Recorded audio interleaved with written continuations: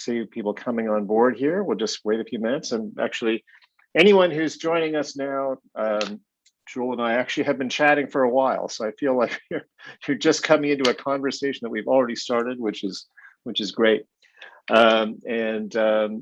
It's just for everybody here. This is Change for Good. Change for Good is a conversation that we started last year with social change leaders from around the world about different topics that are hugely relevant to business and social change. And today, I'm so happy to be speaking with Joel Dembe, who you and I have gotten to know each other over the last number of months.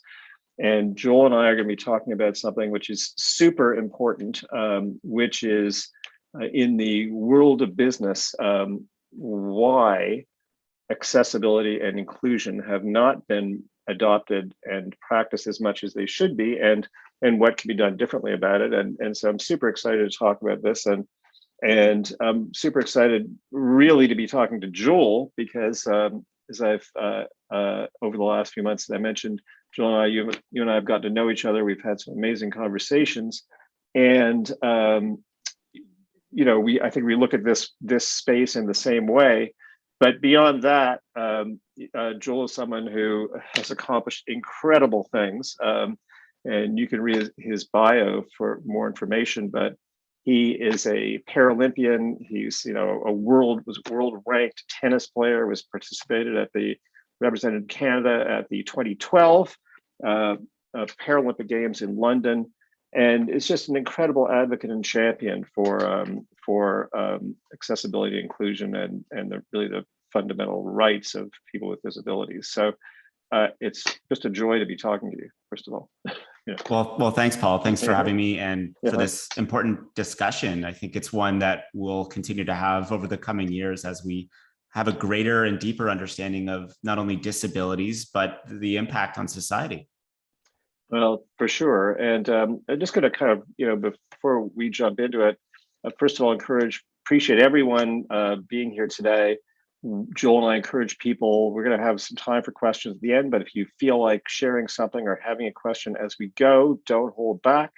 And really what Joel and I are going to drill into today is a continuation of a conversation that we've had already, which is really the heart of the Change for Good concept, which is that there are, of course, great examples of some companies that have done a really good job in terms of helping to solve social problems, committing to change, and committing to addressing things like the SDGs. However, I think we both agree that in spite of that, there are actually far too many companies that practice what I would call CSR light, which is that this space where companies are talking about what they do, but actually not doing enough. And I think that we've seen this in a lot of different areas. And I think diversity, inclusion, accessibility are spaces that there's a lot of room to grow. And Joel knows about this in a particularly detailed and at firsthand way that I'm really looking forward to diving in and chatting about. So just to kick it off, Joel, something that we haven't talked about, I don't think, is we're having this conversation in hopefully the tail end of COVID, but I do know from previous conversations with other folks that people with disabilities have been disproportionately affected during COVID, COVID, of course, affected vulnerable people in an amplified way.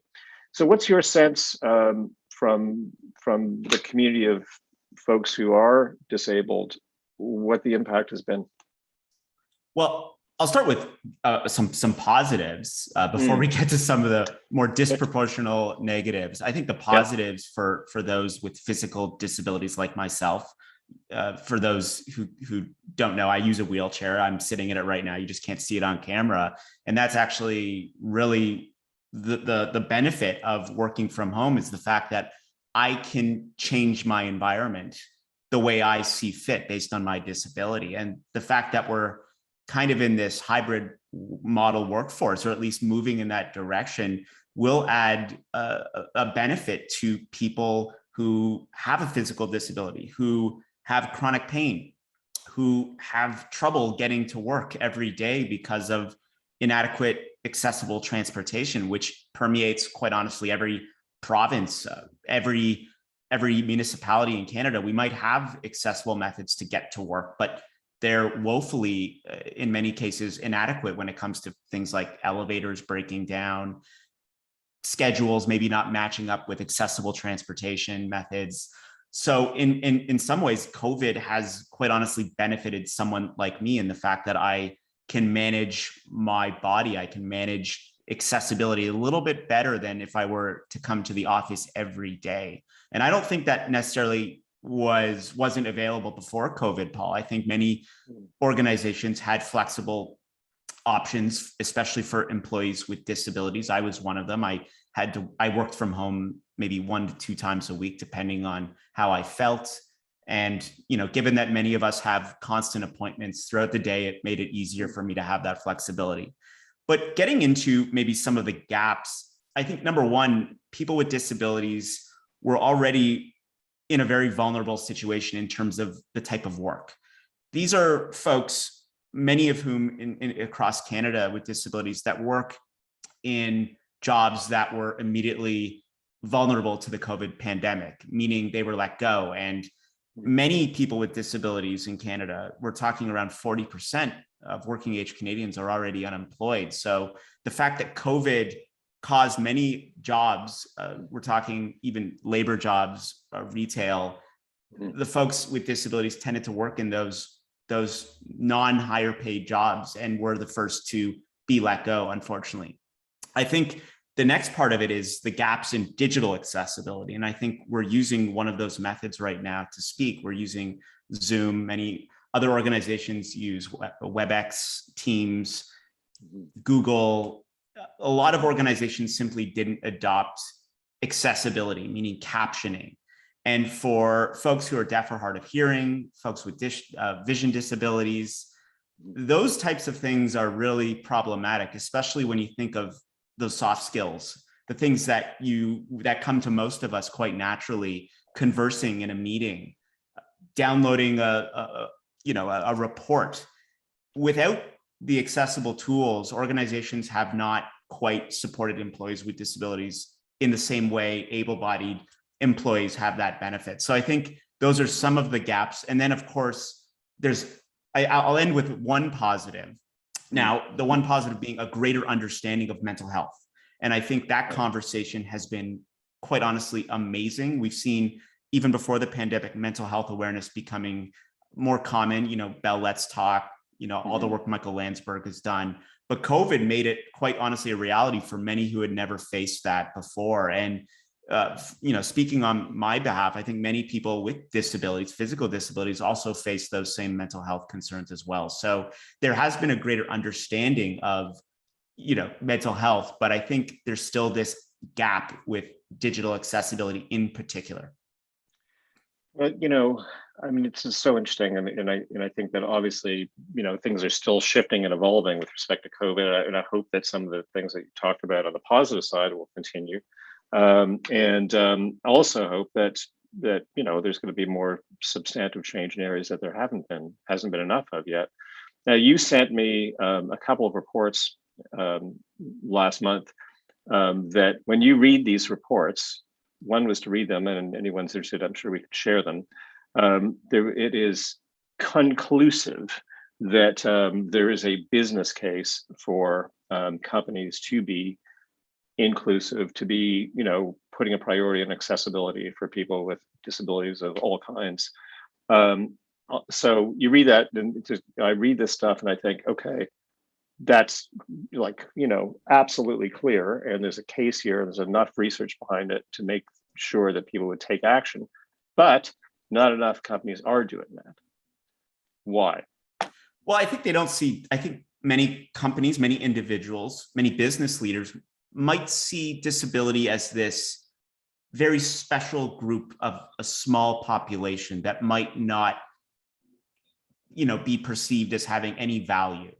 And unfortunately, and I think one of our viewers even typed in, the notion of disability itself is, seen by many as an inadequacy. The word itself deems the inadequacy of being human, of having a disability, unfortunately. But I think if we were to look at disability the way I think I look at it, and I think many advocates and many other people with disabilities, is that we're not so different from everyone else. Case in point, I work with a colleague who has a limb difference. She has one arm, and when you look at disability, it can be permanent. In my case, it can be temporary, an arm injury, meaning you're temporarily incapacitated to use your right or left arm, or situational, a mother holding or a father holding a child with one arm. And if we looked at disability in that way, meaning if we were to look at the mobile phone, for example, it can be used with one arm, one hand. And if every company adopted universal design principles, and that really entails that products, services, businesses design their products so that everyone can use them, then we're talking about a massive market, especially one that's aging in Canada right now. We know that disability incidences increase as you get older. And if that's the case in Canada and the United States, then we're on the precipice of a massive market that's going to need increased healthcare, perhaps, but definitely accessible technologies and businesses to take this market seriously. Well, I think it's also, your point is, I think, really important, and something that myself and I'm sure many other people don't think about enough, which is the full range of spectrum of what disability actually really means. And it's more than just something which is a physical disability, which is, it's all something which matters a lot. But I think there's a lot of invisible disability, right? Yeah, and to have a disability is to be human. That's the way we need to look at it. And there's this, you and I, before we jumped on today, we're talking about the We the 15 movement, about almost normalizing disability, to know that, just because I use a wheelchair, or just because someone might use a hearing aid or any other type of assistive technology, we might rely on that, but we're pretty much like everyone else. We still have, as that commercial or the ad mentioned, still have mortgages, still have to get through the day just like everyone else. It's just some of us rely on those digital or physical supports to do so. And the fact that many disabilities still are quite honestly hidden. Many countries, had policies to almost hide disability and not see it as a strength. And even in Canada, we just passed, our first accessibility law, when the United States has had an accessibility law since 1990. So it's still moving in the right direction. There's this chart or this picture that I used to look at when I was a wheelchair tennis athlete. It was basically the importance of small steps. And it was someone looking up this, I don't know if you've seen it, it's these stairs, and the gaps between the stairs being so big. But I think if we keep making these small steps, like legislation, like more companies adopting accessibility into the organizations, you're going to start seeing a change for good. Let's use that. Thanks, I love it. So, among the many pieces that are required for change for good are leadership, right? And you've got companies, you've seen, examples like, there's companies that have a leader, a CEO, or others who have personal experience or lived experience of certain issues, and that often motivates change. What are you seeing in terms of, when you think about leaders in the space of broadly of disability, inclusion, accessibility, and so on? Who comes to mind? Like who's inspiring you? Well, right off the bat, Satya Nadella at Microsoft. Satya has a child with a physical disability. So he has this lived experience of living with disability and sort of understanding that it is not so different from everyone else, but using that personal experience, understanding disability, to actually build it into Microsoft's products. Meaning Microsoft now is actually the leader in so many ways, I remember 3 or 4 years ago going to a conference, and for gamers out there, Microsoft has this adaptive controller that enables people with limb differences, people with cerebral palsy, perhaps, to play video games using the Xbox.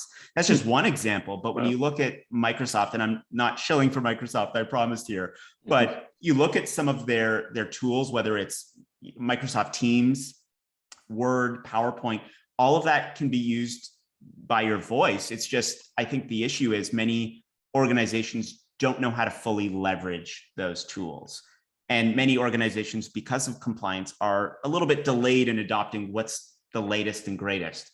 And unfortunately, what's latest and greatest often does impact people with disabilities. I mean, you look at your mobile phone. I have an iPhone. You go to the settings and then you click accessibility. There's some incredible features that actually would probably help not just someone with a disability, but everyone. I mean, the fact that we use Siri, we use Alexa, the fact that even the things that we don't deem as accessible are quite honestly accessible. Uber Eats, the fact that I can get grocery delivery now through Walmart and other things, it's benefiting everyone, but it really does benefit people with disabilities. We just tend not to market it that way.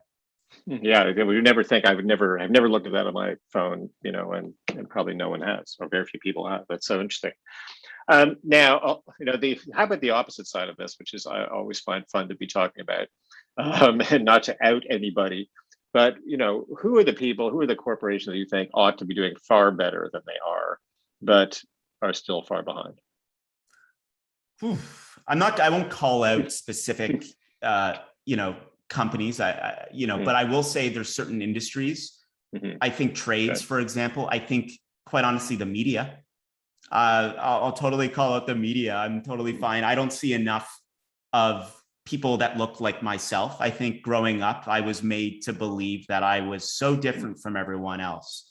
I had no visual representation of disability. And so I think more, media, more ad agencies need to incorporate disability into how they showcase their products, how they can really normalize disability by simply integrating someone perhaps with a disability into just an ad. And I think actually I'm seeing that more and more, a bit more actually in the United States, surprisingly, and less in Canada. I think we're still woefully behind when it comes to just broad-based media representation. But I think the other thing where I see a bit of a gap is entrepreneurship, small business owners with disabilities.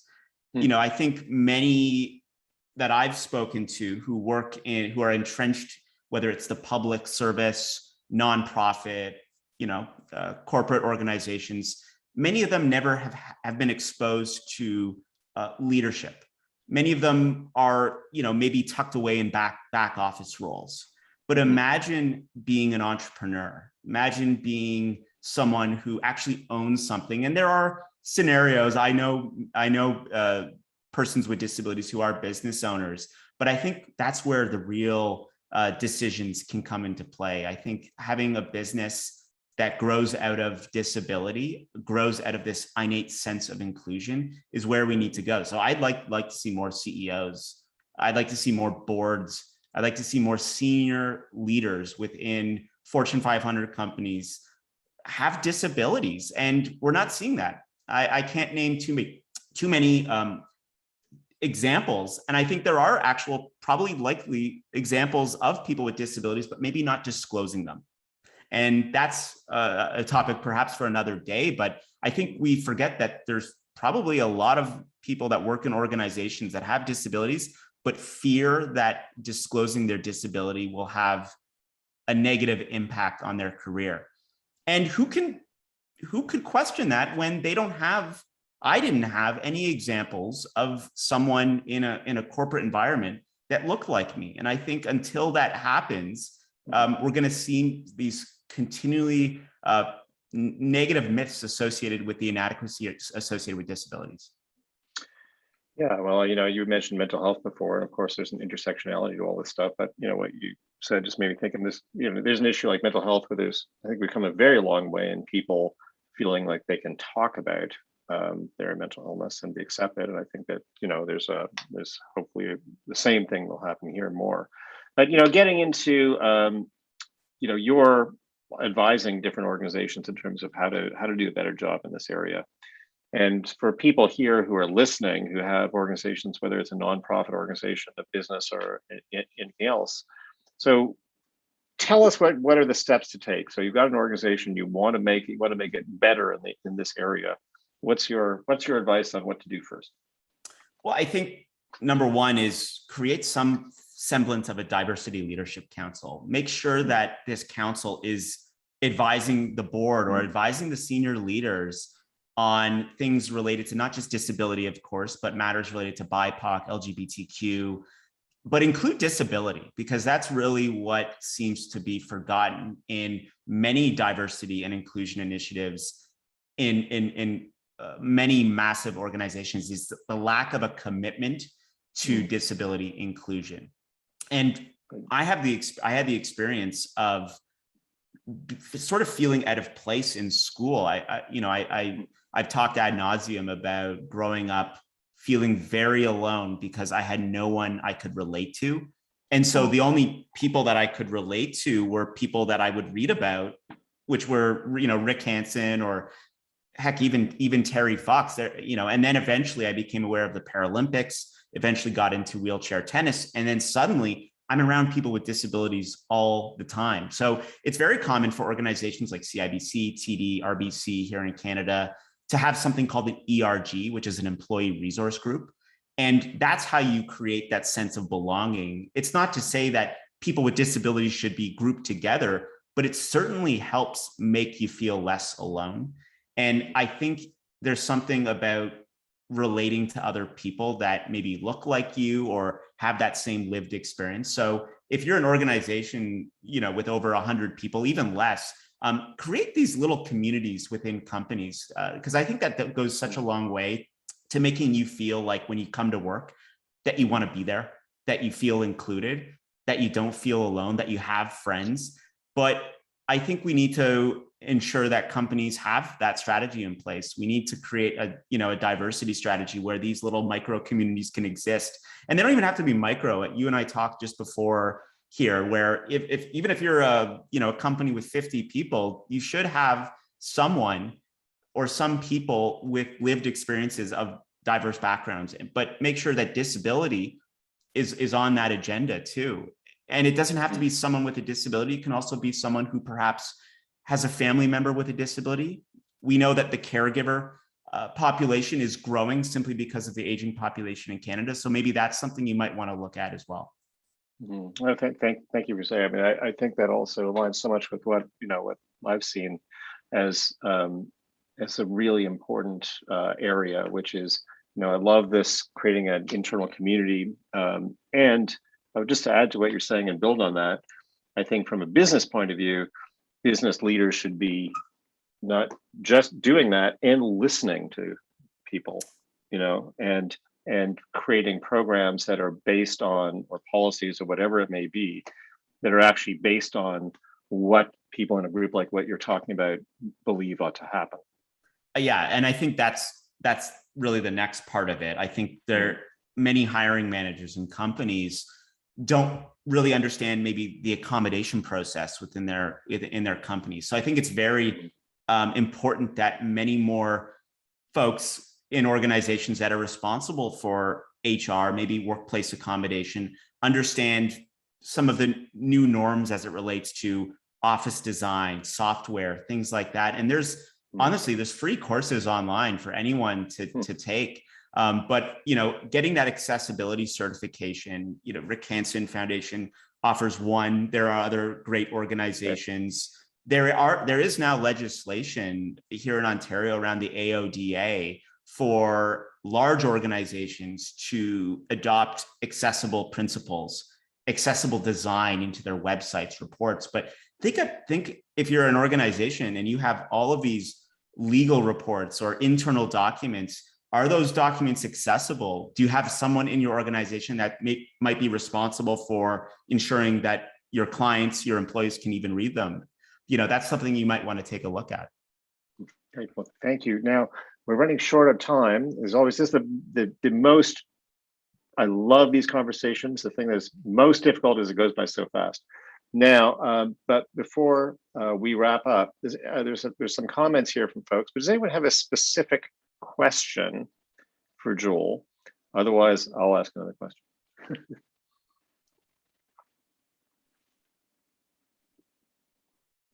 And while we wait, I should say one minor thing here is that because disability is so broad, we're talking 15% of the world's population, there can actually be discrimination within the disability community, because how could I possibly relate to someone who has a completely different type of disability?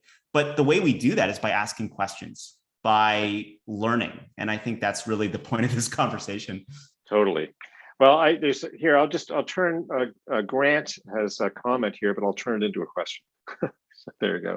Sure. So Grant has said, advertising openness to accommodations on the job would help attract people. So I guess the question around that is, what can companies do to, to be better recruiters and of people with disabilities of different kinds? I think this is, and this may seem controversial in some respect. And I think when companies make lofty goals about we're going to hire X amount of employees with disabilities, it hasn't worked.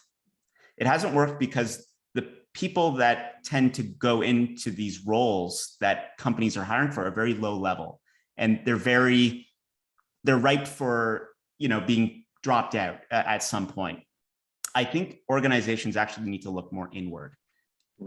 Is your hiring process accessible? Is someone who might have might be nonverbal, are they going to be given the same shot as someone who is verbal? Is your workplace accessible? Because what happens if you even hire someone, they come in and you realize that the bathroom's not accessible, or there's no accessible parking in front of your business. There's none of that. And I think that's the first thing. But I think the next thing is we really do, and I mentioned this before, we really do have to train hiring managers to learn about not only how to interview someone that might have a disability and how do you possibly compare that to someone who doesn't, but we should implement that training before we start making these lofty goals about hiring and bringing people in. And I think another thing that I think some organizations are doing a good job of is really cooperating with, not only education institutes, schools, because many of these schools actually have great accessibility advisors. They have the line of sight of especially younger employees with disabilities.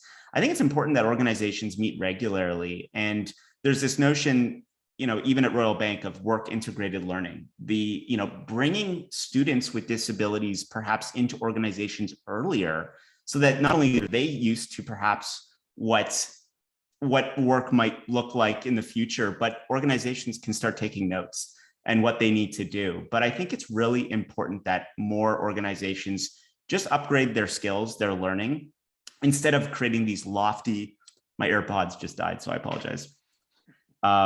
Instead of creating these lofty hiring goals, we really need to also, and here's the last thing, imagine if you are a company that's investing in accessibility. Well, who's working in accessibility right now? It's people with disabilities. So the more you invest in accessibility, I feel the more you're naturally going to attract not only employees with disabilities, but clients themselves.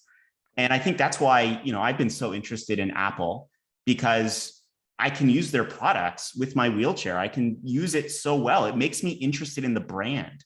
That's how we can do it. Great. Joel, it's 11:31 actually, but we could continue this conversation forever, and we will actually, in different ways. So I appreciate your time so much, and your perspective, your contribution to to social change in the space is so important. And you've taught me so much about something that I didn't know enough about. And I look forward to working with you in all kinds of different ways. And for everybody here, now, Joel, if people wanted to get in touch with you or find out more about your work, what's the best way for them to do that? You can look, I'm on, just like you are, Paul, I'm on social media. I find LinkedIn is a great place to have engaging conversations. You can find me on LinkedIn and add me as a connection. I'm maybe not as up to speed as much on Twitter or Instagram, but for business purposes, I feel like LinkedIn, you can send me a message, and I'm happy to engage in this conversation because it's one I really believe in. Amazing. Well, thank you. I encourage everyone to do that. Before we go, just a quick thank you to my colleague Elizabeth for making this happen. She's without her, these Change for Good conversations wouldn't be. And also wanted to mention that I'm very pleased to share that the Change for Good book, which I wrote earlier this year, is actually on now, available for pre-order on Amazon, Indigo, and I think Barnes and Noble. So the publishing date is not till next year, but anyone interested in ordering early, check it out. And thank you for everybody. Just really appreciate the time. I love these conversations. I love sharing these with the world at large, and hope that everyone here, I'm sure, has learned something from Joel they can use in their own organizations and make change for good. Thank you. Thank you.